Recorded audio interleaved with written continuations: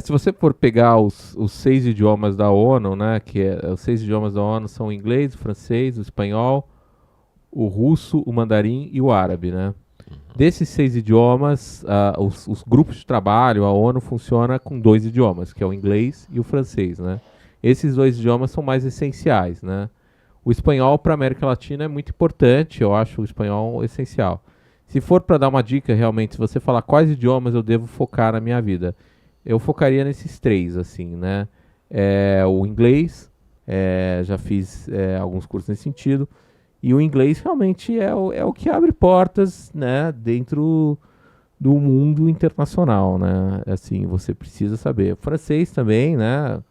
Eu acho que a França pressiona, né, que o francês Ah. continue como a língua oficial da ONU, mas o inglês ainda é muito forte. Apesar que eu aprendo idiomas, pelo menos, por um motivo muito estratégico. Então, por exemplo, digamos que se a Europa, pelo menos na minha opinião, se a Europa ela fosse um apartamento, a Alemanha estaria no rooftop, ela estaria aqui no topo. Um pouco mais abaixo dela já estaria a França.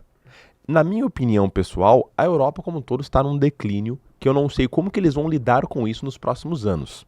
Isso é um ponto. Você pega o alemão, você fala na Alemanha, em parte da Suíça, porque faz fronteira, na Áustria, e eu não sei se tem algum outro país que fala alemão.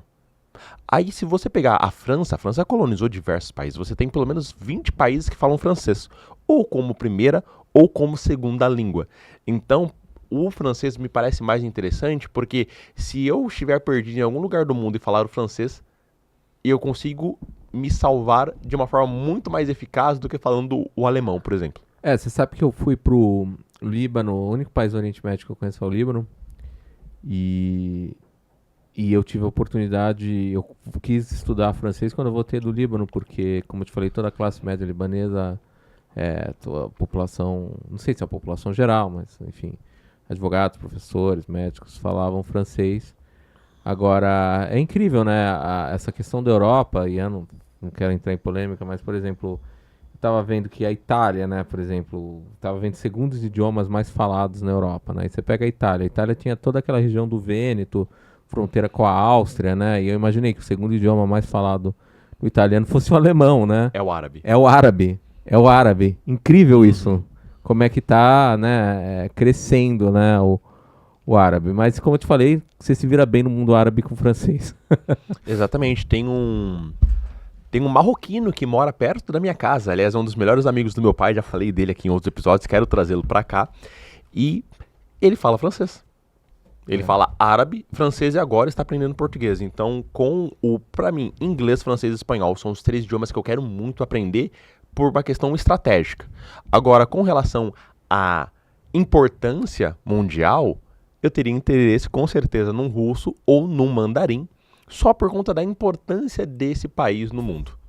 Se você for pegar os 6 idiomas da ONU, né, os 6 idiomas da ONU são o inglês, o francês, o espanhol, o russo, o mandarim e o árabe, né? Desses 6 idiomas, os grupos de trabalho, a ONU funciona com 2 idiomas, que é o inglês e o francês, né? Esses 2 idiomas são mais essenciais, né? O espanhol para a América Latina é muito importante, eu acho o espanhol essencial. Se for para dar uma dica, realmente, se você falar quais idiomas eu devo focar na minha vida, eu focaria nesses 3, assim, né? O inglês, o francês e o espanhol. E saber bem o português. Inclusive, porque eu vou te confessar uma coisa, que já me derrubou no Itamaraty foi o português. Sério? Eu tirei nota melhor em inglês do que português, assim, né? Então, saber bem o português, né? Esse é o primeiro ponto, assim. Se você quer, e o Itamaraty, você sabe que tem uma disciplina no Itamaraty, lá no Instituto Rio Branco, quando você entra, que eles chamam de idiomas exóticos, né? Que aí você pode estudar ou russo, ou mandarim, ou árabe, né? E aí, se você quiser estudar um idioma, não sei se a palavra não é bonita, mas um idioma exótico, né? O russo, o árabe, ou mandarim, por uma experiência pessoal, porque você quer estabelecer um vínculo direto com aquele país, é uma possibilidade. Eu acho interessante, eu acho que tudo é válido, mas assim, depende muito da sua perspectiva. Mas eu acho interessante, você quer ler Dostoiévski no original, né? Você acha que tem um outro brilho, né? Ler Mil e Uma Noites em Árabe, né?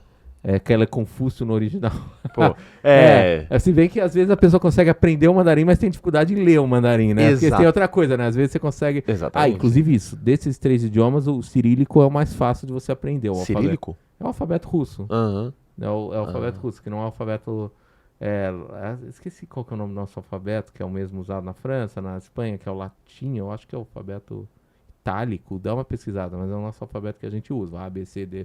Mas o cirílico é mais fácil, porque o alfabeto árabe e o mandarim é outra pegada. Você pode aprender o idioma, mas para você ler e escrever eu atendi no aeroporto um brasileiro que ele estava indo para algum país do Oriente Médio, não me lembro qual, e ele morava nesse país.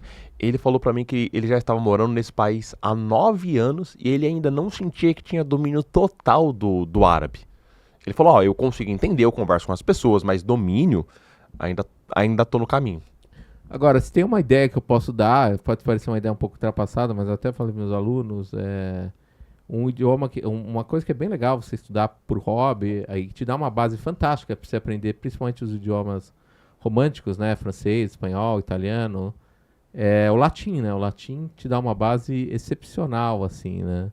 E quando você vai ver a quantidade o latim e o grego antigo, né? Mas o nosso idioma, o português, é baseado no latim, no grego antigo e com algumas palavras em árabe, né? Eu tenho um amigo que ele estuda hebraico. Eu tô para trazer aqui um amigo meu que estuda hebraico, um outro que estuda alemão, porque são idiomas que normalmente nós aqui brasileiros nós não estudamos tanto, igual se estuda um inglês, um espanhol e até um francês.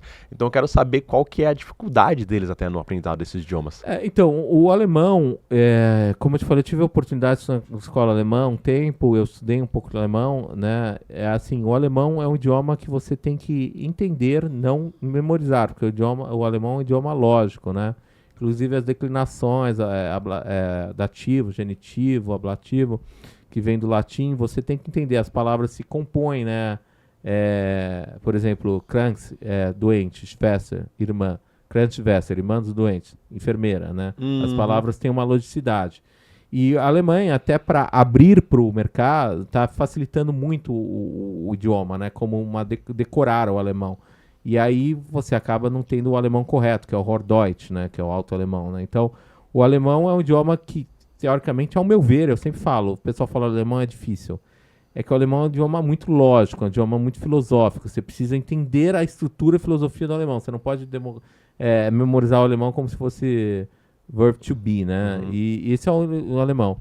E aí, gostou desse corte? Aqui no podcast Exchange Pass trazemos pessoas que têm experiências internacionais em diversos países. Então, se você que está em dúvida entre fazer intercâmbio, qual país ir, inclusive o inglês para o mercado de trabalho, é aqui que você vai ter toda essa informação. Então já se inscreve no canal, deixa o like e vem se transformar com a gente no Exchange Pass. Até a próxima.